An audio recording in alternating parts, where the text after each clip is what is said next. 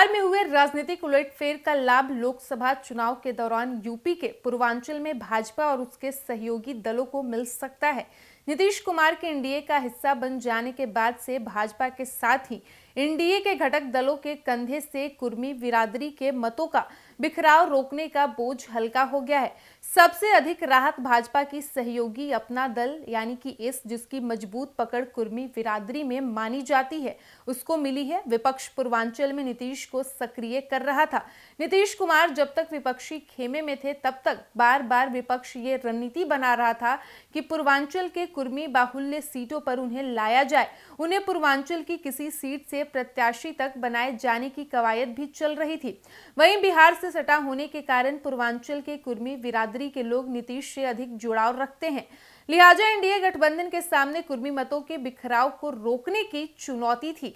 बीते विधानसभा चुनाव में माना जा रहा था कि कुर्मियों का वोट बाराबंकी से लेकर अयोध्या, गोंडा, बलरामपुर और अंबेडकर नगर में समाजवादी पार्टी के साथ चला गया था। साथ ही माना जा रहा था कि अपना दल यानी कि कमेरावादी की कृष्णा पटेल के सपा में जाने से भी सपा को लाभ हुआ था। अगर पुरानी स्थिति ही बनी रही तो भाजपा और उसके साथी दलों के लिए मुश्किलें बनी रहने की संभावना थी। यूपी में इस समय कुर्मी समाज से 41 विधायक और 8 सांसद है। केंद्र सरकार में यूपी से इस बिरादरी से अनुप्रिया पटेल और पंकज चौधरी राज्य मंत्री हैं।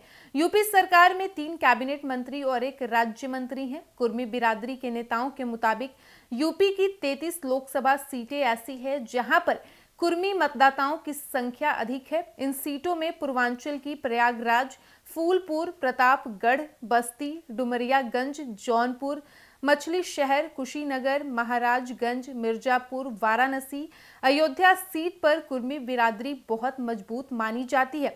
इसके अलावा बुंदेलखंड, रुहेलखंड क्षेत्र की भी कई सीटों पर इस बिरादरी का अधिक प्रभाव है।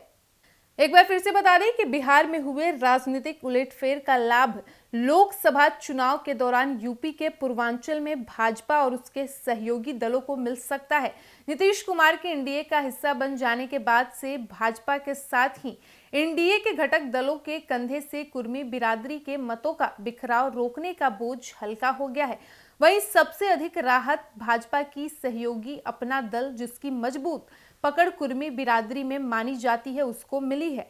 विपक्ष पूर्वांचल में नीतीश को सक्रिय कर रहा था। नीतीश कुमार जब तक विपक्षी खेमे में थे तब तक बार बार विपक्ष ये रणनीति बना रहा था कि पूर्वांचल की कुर्मी बाहुल्य सीटों पर उन्हें लाया जाए। उन्हें पूर्वांचल की किसी सीट से प्रत्याशी तक बनाया जाने की कवायद चल रही थी। बिहार से सटा होने के कारण पूर्वांचल के कुर्मी बिरादरी के लोग नीतीश से अधिक जुड़ाव रखते हैं। लिहाजा एनडीए गठबंधन के सामने कुर्मी मतों के बिखराव को रोकने की चुनौती थी। बीते विधानसभा चुनाव में माना जा रहा था कि कुर्मियों का वोट बाराबंकी से लेकर अयोध्या, गोंडा, बलरामपुर और अंबेडकर नगर में समाजवादी पार्टी के साथ चला गया था। साथ ही माना जा रहा था कि अपना दल की कृष्णा पटेल के सपा में जाने से भी सपा को लाभ हुआ। अगर पुरानी स्थिति ही बनी रहती तो भाजपा और उसके साथी दलों के लिए मुश्किलें बनी रहने की संभावना थी। यूपी में इस समय कुर्मी समाज से 41 विधायक और 8 सांसद हैं। केंद्र सरकार में यूपी से इस बिरादरी से अनुप्रिया पटेल और पंकज चौधरी राज्य मंत्री हैं। यूपी सरकार में 3 कैबिनेट मंत्री और 1 राज्य मंत्री हैं। कुर्मी बिरादरी के नेताओं के मुताबिक यूपी की 33 लोकसभा सीटें ऐसी हैं जहां पर कुर्मी मतदाताओं की संख्या अधिक है।